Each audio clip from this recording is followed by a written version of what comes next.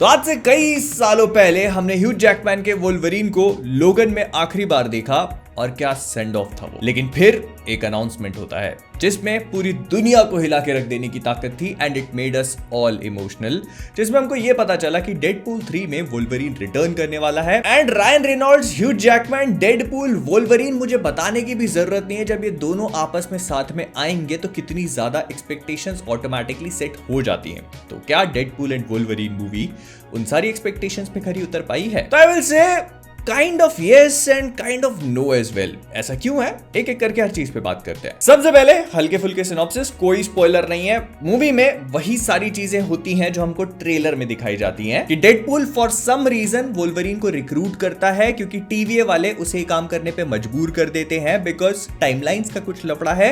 किसी वजह से कोई टाइमलाइंस खतरे में है और Deadpool has become Marvel Jesus now. तो क्या डेडपूल वोल्वरीन को रिक्रूट करके टीवीए का साथ देगा या फिर टीवीए के खिलाफ जाकर ये वो काम कर पाएंगे जो करना चाहते थे? और आखिरकार इस पूरी चीज में टीवीए का रोल है क्या? क्यों वो इतनी टांग अड़ा रहे हैं और क्यों वो इन दोनों के पीछे पड़े हुए हैं? ये सारी चीजें आपको मूवी देखकर ही पता चलेगा। बट इसके अलावा मूवी का नाम है डेडपूल एंड वोल्वरीन और मूवी हमको वो चीज डिलीवर भी कर देती है जो वो प्रॉमिस करती है। मतलब डेडपूल एंड वोल्वरीन मूवी उन दोनों की कहानी है, मूवी उन्हीं के ऊपर फोकस करती है and you see them all the time on the screen. Now हम लोगों ने डेडपूल की जो पुरानी मूवीज देखी है तो उसमें उसका इंट्रो हमेशा बहुत ही ज्यादा तगड़ा होता है, तो इस वजह से मैं इससे भी कुछ एक्सपेक्ट कर रहा था and the movie does not disappoint क्योंकि वो इंट्रो मूवी का बार सेट करने में एक बहुत बड़ा रोल प्ले करता है। The way it has been shot, the way it has been presented, उसके लिए जो म्यूजिक का यूज किया गया है, फिर इसके बाद जो भी सारी चीजें जो टाइटल कार्ड लिखे हुए आते हैं बहुत ज्यादा यूनिक है एंड इन अ वे आपको आने वाली मूवी के लिए बहुत ही बढ़िया तरीके से पंप कर देता है। उसके बाद रायन रेनॉल्ड्स एंड डेडपूल के जो मेटा जोक्स हैं वो इतने ज्यादा बेहतरीन है। इट्स लाइक डेडपूल 1 में हमको इस लेवल के जोक्स देखने को मिले थे, डेडपूल 2 में वो इतने पहुंचे थे, लेकिन डेडपूल 3 में they are right here. Deadpool पूरा टाइम जब तक वो वोल्वरीन से बात करता है किसी और कैरेक्टर से, he keeps on talking and blabbering, he does not stop. In fact वो कैरेक्टर्स भी अनॉय हो जाते हैं और वही उसका पर्पस है क्योंकि कॉमिक बुक्स में he is exactly like that. लेकिन वो जितने भी डायलॉग्स हैं वो इतने वेल रिटन है और इतने मेटा जोक्स को क्रैक करते हैं कि हमारी टाइम, हमारी लाइफ, हम सब चीजों के साथ में बढ़िया तरीके से रिलेट कर लिया मैंने। नाउ शॉन लेवाई ने इस मूवी को डायरेक्ट किया है जो इससे पहले रायन रेनॉल्ड्स के साथ और भी कई सारी मूवीज में काम कर चुके हैं एंड उनके इसी डायरेक्शन को आप इस मूवी के एक्शन सीक्वेंसेस की यूनिकनेस में फील भी कर सकते हो क्योंकि हम लोगों ने अभी तक एमसीयू में जितने भी एक्शन सीन्स देखे हैं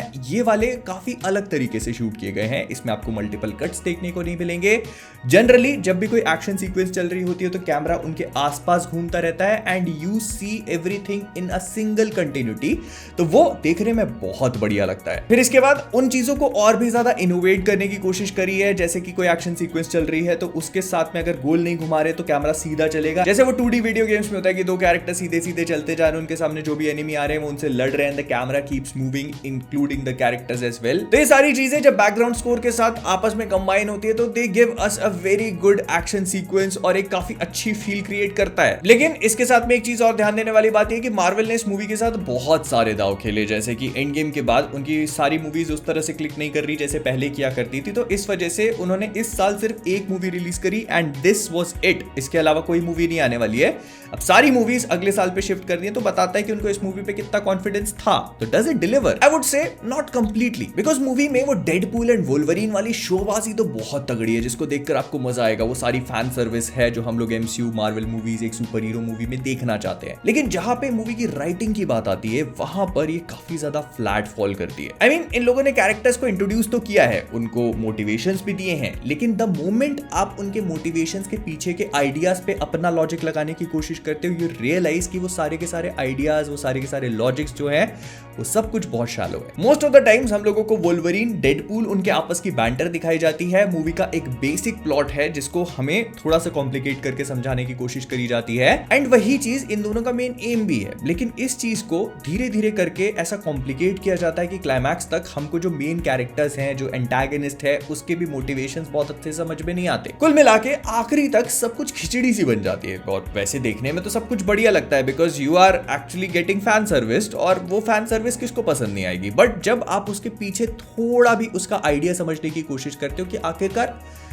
ये हो क्यों रहा था, तो यू रियलाइज कि कोई पॉइंट नहीं है उस चीज का। अब स्पॉइलर फ्री में मैं इससे ज्यादा बता नहीं सकता आप लोगों को, लेकिन हाँ, जिन लोगों ने मूवी देखी है और जो उसके बारे में थोड़ा भी सोचेंगे, they will understand what I am trying to say here. फिर इसके बाद आई ऑल्सो फेल्ट कि मूवी इमोशनल लेवल पे उतना ज्यादा कनेक्शन एस्टैब्लिश नहीं कर पाती है। मतलब हम लोगों को वो इमोशंस दिखाने की कोशिश तो करी है, but just because the writing is not there, मुझे वो सारी चीजें थोड़ी सी शैलो तो फील हुई। फिर इसके बाद मैं आपको कुछ ऐसी चीजें भी बता देता हूँ जिससे शायद आपको ये समझने में भी आसानी हो जाएगी कि ये मूवी आप लोगों के लिए है या नहीं। मूवी बहुत सारे फैन सर्विस मोमेंट्स आपके ऊपर थ्रो करती है, कुछ ऐसे भी जो आप एक्सपेक्ट कर रहे थे, कुछ ऐसे जो आप एक्सपेक्ट नहीं भी कर रहे थे, और कुछ ऐसे भी जो आप एक्सपेक्ट करके जा रहे थे वो आपको नहीं भी मिलेंगे। बट हाँ, I would also like two point कि काफी सारे फैन सर्विस मोमेंट ऐसे भी हैं जो बहुत लोगों के साथ शायद कनेक्ट ना भी हो। फिर इसके बाद ह्यू जैकमैन और रायन रेनॉल्ड्स की केमिस्ट्री मजेदार। ह्यू जैकमैन को इतने समय बाद एक बार फिर से वोल्वरीन के रोल में देखना was absolutely perfect, and I thought कि मैं अपनी जिंदगी से बस यही चीज मिस कर रहा था, टोबी मैगवायर और एंड्रू गारफील्ड के स्पाइडरमैन को रिटर्न करना देखने के बाद। बट हाँ, जो हम एंड गेम के बाद एक बड़ा सा ब्रेक ऑफ आइस एक्सपेक्ट कर रहे थे कि इसके बाद सब कुछ बदल जाएगा और सब कुछ ठीक हो जाएगा,